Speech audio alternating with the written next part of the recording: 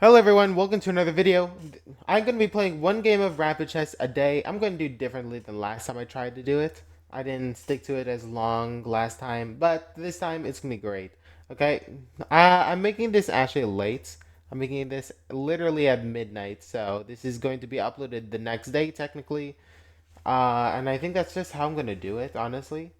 So it's gonna be great. So, I am playing a game of chess in League Chess right now, and I'm playing one rapid game a day. Okay, so in this game, I started off with the move e4, right?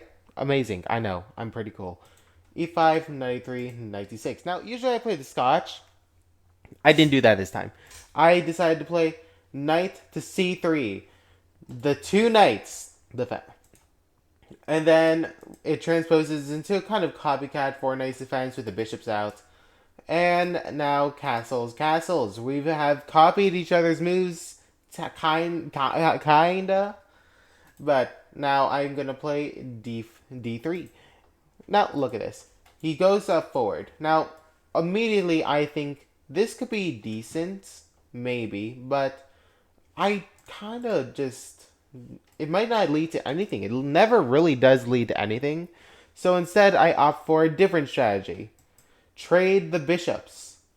Now, what I'm thinking is that my rook becoming active here looks good. I can push this and try to get a trade off and try to get my pawns forward. Right then. That's my idea.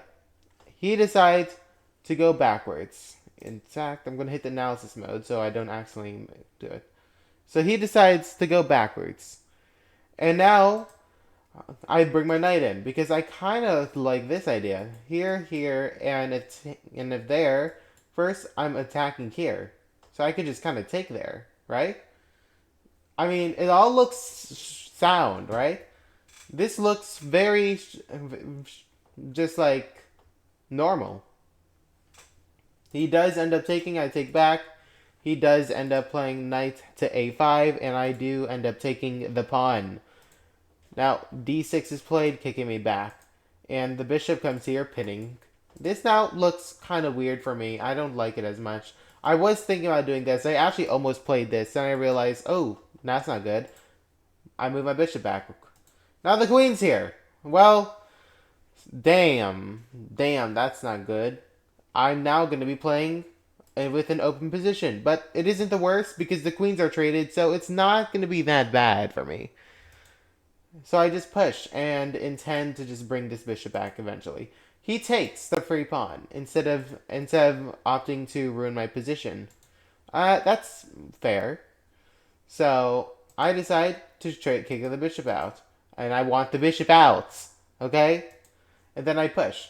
The reason why I push is first to threaten c5, right? That's the first reason. But second reason, it locks the queen inside, as I'm currently defending the pawn with two pieces, and it's being attacked by two. So I have more pieces.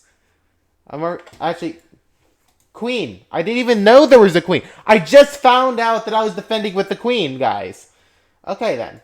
He decides to take the bishop. I think taking the bishop was a bad move because he tries to go here, but he can't anyways because the pawn takes. Look at that. The pawn takes, and now he tries to go here. Now, Stockfish wants me to go to c1. I don't know why. Well, my guess is that if takes, you're gonna hang the bishop anyway, so why not trade the queens, right? I don't do that. I decide to go here because I'm thinking if bishop takes, I just take the queen. Why not? But no matter what, if I go here, he can just take anyways, so I don't really get why. I like this too because of this, and the rooks are connecting to each other instead of the queen being in the way. The queen takes, and I just push. The bishop goes back to attack here. I think taking this might have been the better move. The reason why I think taking this is the better move is because after um, pawn takes, bishop takes. This looks dangerous, but there's this. Never mind. We're learning things here and now. Now bishop comes here. Right. Now what? I could go here, but that kind of does the opposite of what I've been trying to do. And there's also going knight to h4. Well, you can't. Not possible. Hangs. So h. So these are the only three reasonable options. This move interposes from the rooks and it disconnects them. So not that one. This one looks like I'm just overextending, and where am I going to go from here? So I just go here, intending to go back to f3 at some points. So I just go a knight to h2, intending to go back to f3 once I kick that bishop out eventually. Now, the queen takes. Right. I take the bishop. And the bishop goes to g2. Now, first thing I saw is I probably moved the rook. But then I thought, then I started thinking, because this is usually the time because a trade might happen here. So, and when there's a trade about to happen, I just start thinking. And then I think, this position doesn't look good for black at all. This bishop looks very overextended. This pawn looks like it could disconnect him at any time, but it's being attacked. What do I do? Do you guys see the move? I will give you guys a few seconds to find this move. Pause the video. Okay, your few seconds are up. Look at this. Rook to a5. I play rook to a5, intending just attacking the queen. What is better than moving my rook and saving it? Attacking something of greater value. Okay, I am attacking the queen right now. Pretty cool, I know. Now, what is the point of it? Can't the queen just go to a4? No, it can't. Do you know why? The pawn attacks the queen again, gaining tempo, and it disconnects! And there's nowhere you can save it. You can't save the bishop. Okay, and literally any other move and you could take the bishop. Any other move. Here, I take the queen. Here, I end up taking the bishop, and yes, it all just ended up like that. So, what he did was take this pawn, intending the rook again, and I took the queen. Bishop takes rook, king takes bishop, and the rook check, and I move. And then the rook comes in, probably intending here. Now, here's when I thought again. Because, remember when I said I like the idea of sacrifices, but they never work? Funny enough, here they do. Because look at this. If you take and you take back here, now what are you going to do? If you go here, I could just take back, first of all, and then look at this. This is coming. So, obviously you're not going to do it. Now, what if you just attack me like you think you're going to do? Like with either rook. It doesn't matter which rook it is. This rook looks a lot safer. Look at this. What are you going to do about it? And so, I decide to sacrifice the bishop. G takes h6. Queen takes h6. Now, obviously, there's a bit of issue here. This checkmate in one. What are you going to do? Well, the rook comes in, and I just kind of check, and then I take the rook. And now, the reason why I checked first... Okay, actually, here we go. We're going to go back here. I have more time, so I can actually...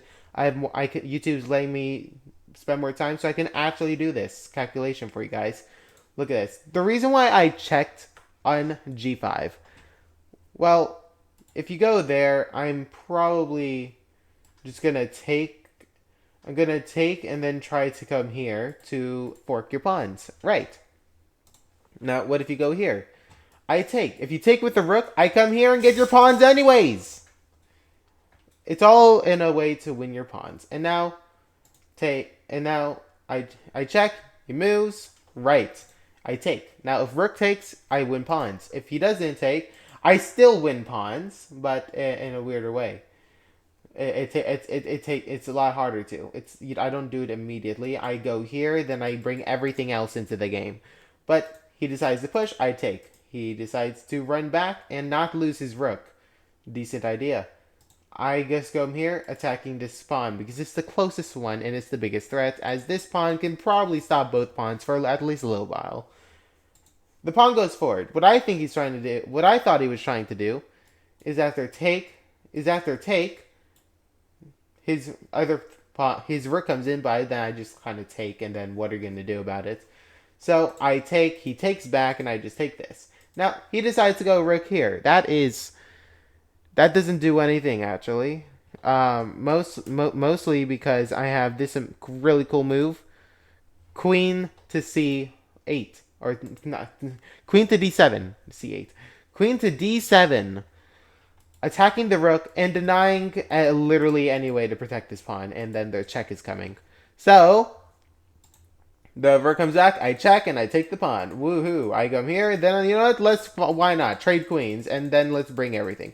I try to look for a way to mate with the pawns, then I just I don't want to stalemate, so I'm just gonna go bring my knight here, bring my queen here, bring my queen here, get check, check, check, I don't know.